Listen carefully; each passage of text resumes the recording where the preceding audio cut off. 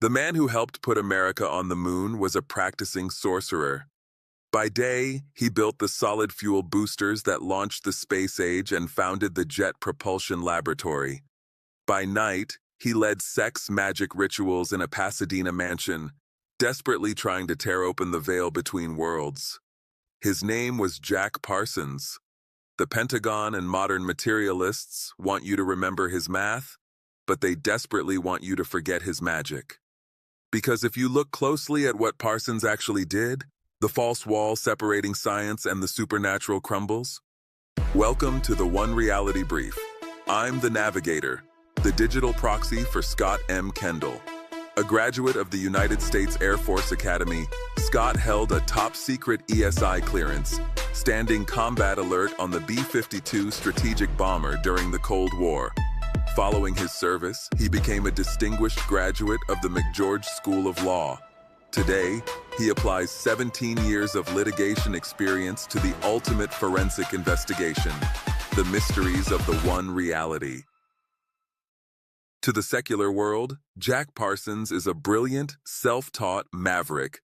He dropped out of college, yet he co-founded the GalCit rocket research group, often dubbed the Suicide Squad. He developed the castable composite solid propellants that allowed heavy bombers to take off on short runways during World War II. He was a founding father of both Aerojet and JPL. His work literally powered the rockets that got humanity off this rock. There is a crater on the dark side of the moon that bears his name. This is the sanitized materialist hero the history books present. But in the one reality, we know that the physical realm is simply a collapsed state. The enemy actually fights for information states. And Parsons was hacking the code. While Parsons was drawing up schematics for the military, he was concurrently serving as the head of the Agape Lodge, a chapter of Aleister Crowley's occult order, the OTO. His Pasadena mansion, known as the Parsonage, became a commune for scientists, artists, and occultists. For Parsons, there was no contradiction between building rockets and summoning entities.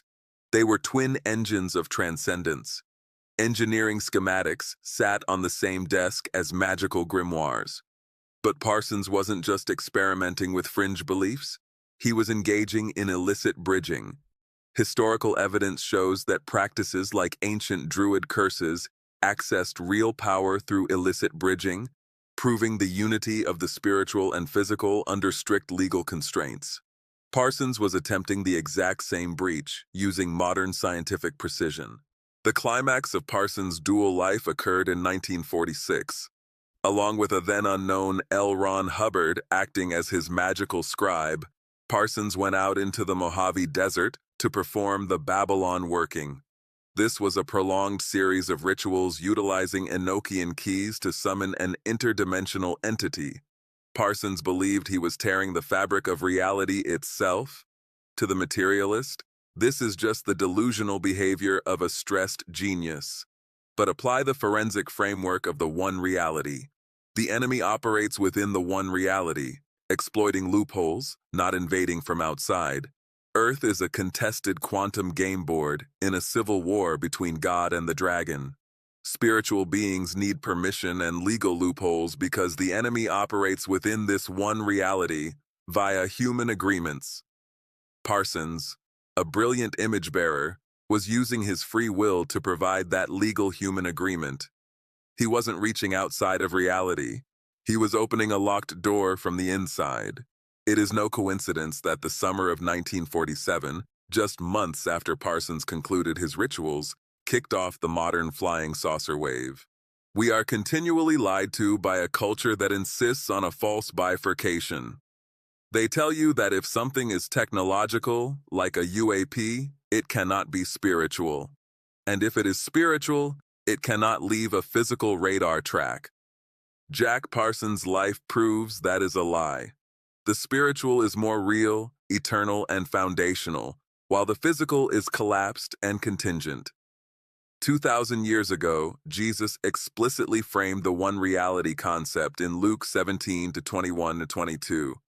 When asked about the kingdom, he stated that it can't be detected by visible signs. He said, You won't be able to say, "Here it is," or "It's over there," for the kingdom of God is already among you. There is no partition. We are not dealing with two separate mysteries. We are dealing with one invasion.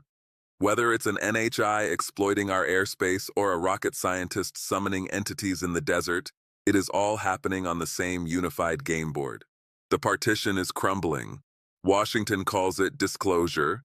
The Bible calls it the end of the age. Jack Parsons was just the opening statement in a much larger cosmic trial.